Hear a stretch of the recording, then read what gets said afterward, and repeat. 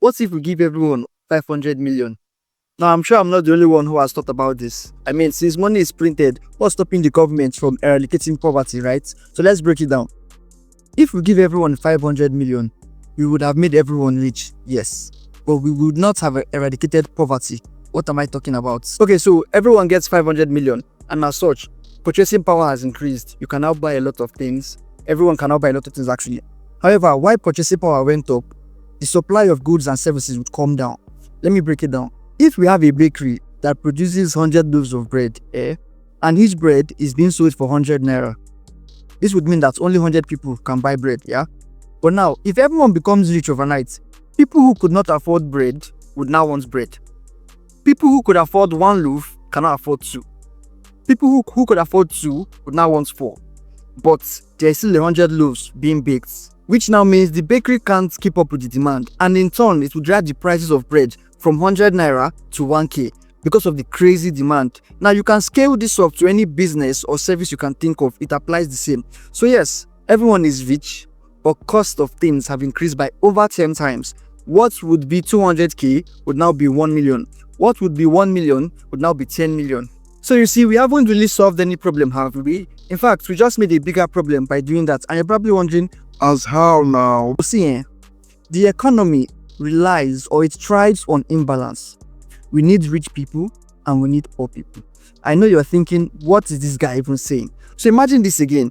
You enter a restaurant and the place is looking very dirty. There are no places to serve, nobody is cooking food. Why? Because those people don't need those jobs anymore.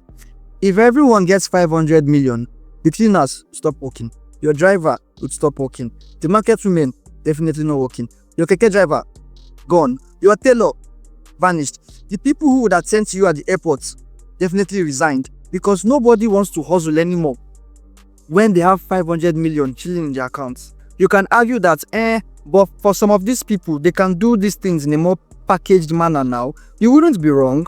However, it would still fall back to money losing its value because these packaged products or services are now more expensive because it costs more now to render services or even keep staff.